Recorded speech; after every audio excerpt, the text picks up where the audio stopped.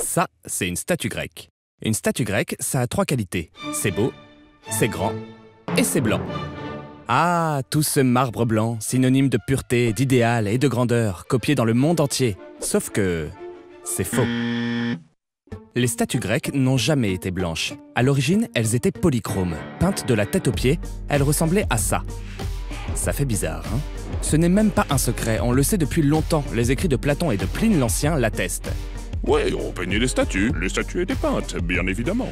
Et on a prouvé la polychromie dès le XVIIIe siècle en trouvant des traces de couleurs sur le Parthénon. Mais alors, pourquoi ne vous a-t-on rien dit? Pourquoi le mythe perdure? Et pourquoi on ne repeint pas les statues comme avant?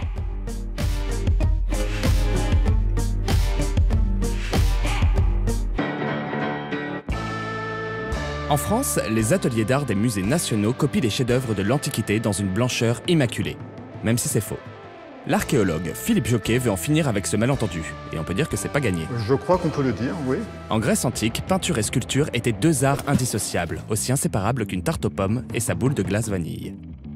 La naissance et le développement de la cité grecque est indissociable de la présence de la couleur dans tous les domaines, notamment de la religion. La relation aux dieux, aux divinités de la Grèce antique se fait par la médiation des couleurs. Pour se faire bien voir des dieux, il fallait leur en mettre plein la vue. Les Grecs peignaient les statues avec des couleurs flashy. Mais pourquoi ont-elles blanchi? À cause du manque d'entretien, avec le temps, les couleurs ont disparu. Et l'arrivée du christianisme a effacé les traces de polychromie. Finalement, ce que les gens de la Renaissance découvrent, ce sont des sculptures qui sont des copies romaines d'originaux grecs perdus. Et ces copies romaines, transcrites dans plusieurs matériaux, étaient certainement des copies incolores. À la Renaissance, les artistes produisent donc des statues monochromes et installent l'idée d'une antiquité blanche. Car si l'antique c'est chic, le blanc c'est bien pratique. Ça permet d'enterrer le Moyen-Âge et ses couleurs barbares et de se différencier de l'art ottoman, le grand ennemi. Quand l'Allemand Johann Winckelmann invente l'histoire de l'art en 1764, il fait de la blancheur la norme à suivre.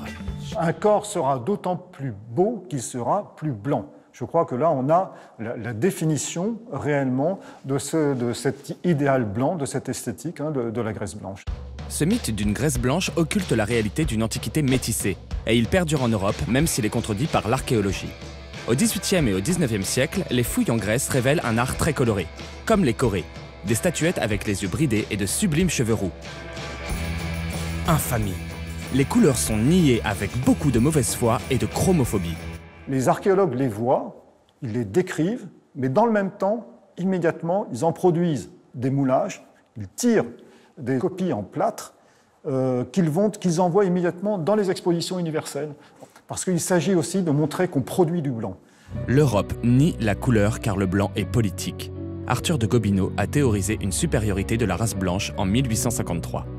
La blancheur des statues est un synonyme de supériorité intellectuelle et raciale sur les autres peuples. L'esthétique monochrome sert d'ailleurs la propagande idéologique de l'Italie fasciste de Mussolini et de l'Allemagne nazie d'Adolf Hitler. 70 ans plus tard, les statues sont toujours blanches. Pas pour les mêmes raisons. Grâce aux rayons ultraviolets et infrarouges, on peut retrouver des pigments de couleur sur des statues vieilles de plus de 3000 ans. Et donc, on peut les repeindre. L'archéologue allemand Vincenz Brickmann a fait des essais de polychromie. Mais le public et les scientifiques sont sceptiques. C'est assez kitsch, et il faut le dire, pas bien joli. Je pense que le public a raison de ne pas vouloir voir ces statues telles qu'elles sont colorées. Il est impossible que les Grecs aient aussi mal peint en ayant aussi magnifiquement sculpté. Il nous faut aujourd'hui trouver des artistes, certainement, qui ont ce génie de la peinture. La palette, on la connaît, mais les gestes, les liants et les patines, ça reste encore un domaine de la recherche tout à fait passionnant d'ailleurs, mais qui reste ouvert. Il y a beaucoup de travail encore. Il y en a du boulot. Pour le moment, c'est le statu quo. On laisse les statues en blanc à défaut de savoir les peindre. Et pas facile d'admettre que tout un pan de l'histoire de l'art repose sur un mythe. Il n'y a vraiment que Jean-Luc Godard pour préférer la sculpture grecque en polychromie. I like gods. I like them very much.